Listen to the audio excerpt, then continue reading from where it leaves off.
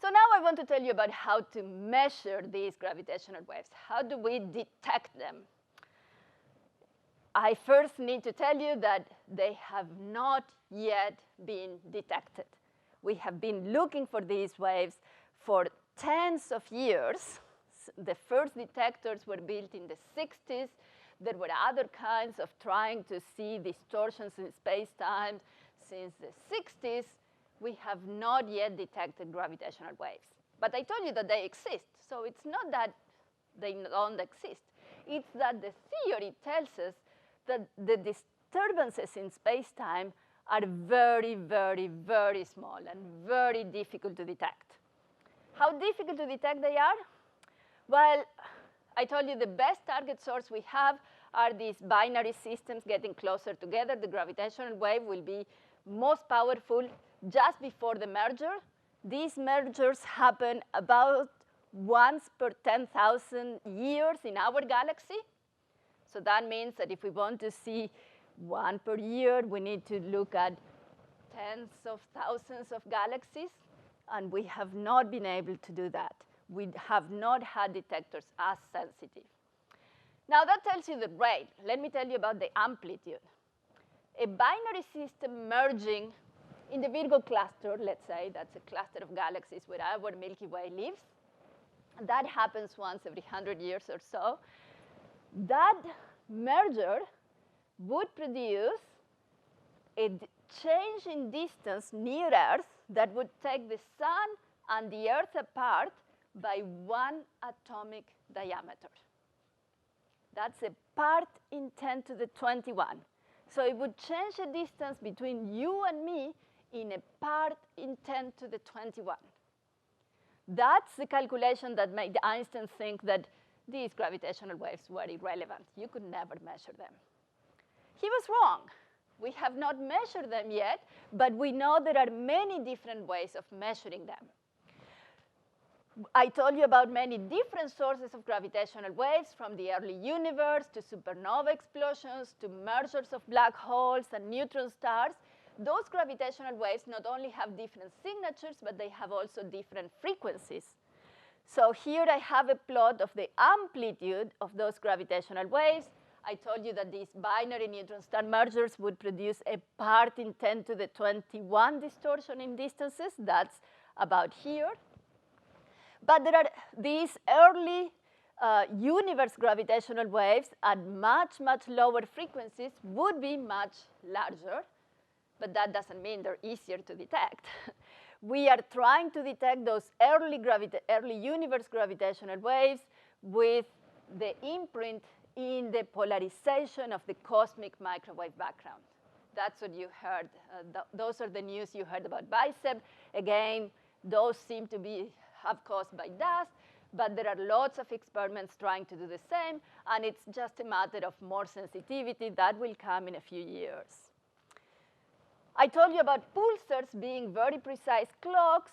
You can use the radio beams coming so precisely from these neutron stars that are in different parts of the galaxy as ways of measuring the distance between the pulsar and the Earth. And if there is a gravitational wave going through the galaxy, it would change the timing of those radio beams, and we would notice that. So that's called pulsar timing, and there are arrays of doing that. There's an array in North America, an array in Europe, an array in Australia, and they would be looking at the primordial background, but also at many, many of these mergers of black holes that would produce a rumble because they all mix together. I'll tell you more about ground-based interferometers. This is using an interferometer that is a laser beam going in two different ways and then using the measurement of the timing of the beam with respect to that one, measuring the interference in the way back, to measure distortions of the distance of this distance with respect to that distance. We have those detectors working at this precision at a few hundred hertz, and that would allow us to see these mergers of neutron stars and mergers of neutron stars and black holes supernova explosions in our galaxy. The black holes in here are what we call small black holes that have a few times the mass of our sun to about a few hundred times the mass of our sun. But you probably all know that there are big, big black holes, especially at the center of the galaxies. We now believe that almost every galaxy, if not every galaxy, at the center has a big black hole. Our galaxy at the center of it has, we know, has a black hole of about 3 million solar masses. That's huge. And you know how we know about that? Using Newton's law. We use Newton's law to look at stars that are orbiting around that object at the center of the galaxy. And that's how we know the mass of that object at the center of the galaxy. And we know that it's about 3 million solar masses. We know that it's in this small space, so it's so compact, it has to be a black hole. We don't see the black hole, but we see what goes around it. We also know that galaxies merge. We have seen evidence of galaxies merging. We have caught one in the act of merging. Those mergers of galaxies are mergers of black holes, of binary systems of black holes. And those could be measured by a space interferometer, putting this kind of device in space. So you put free masses, satellites, and then you take a laser to measure the distance between those satellites, and that way you would measure the distortion in that distance produced by a gravitational wave. That's a project that's not flying. It's actually gone up and down from the books for a long time. We like to call it LISA. It's now being considered by the European Space Agency. So this tells you that there are lots of ways of looking for gravitational waves, and there are lots and lots of people doing it. And of course, there's a lot of money invested in this. Much of it, your money. This is your tax dollars at work. I think at good work. So how do we detect these gravitational waves with an interferometer? You might know that the interferometer that Michelson and Morley used to detect the velocity of ether that they didn't detect, and that's why we know that ether doesn't exist. So it all goes back to relativity experiments. What the interferometer does is use a beam splitter to split the laser in two paths, and then use mirrors at the ends to measure the light coming back. And then when the light comes back, it splits again in two. So there's half a beam going there, half a beam going back. When this beam is coming back, there's half going back, half going here. So at the output, you can tell more or less light depending on whether these waves, this wave and that wave, are one on top of each other or one canceling the other. That's why we use interference to measure the difference in distance between this distance and that distance. And gravitational waves, if you do the math, have a character that's called quadrupolar, meaning that it changes distances in this funny way of making circles look like ellipses. It doesn't make circles larger and smaller. It doesn't change distances that way. It makes a circle convert into ellipse back and forth.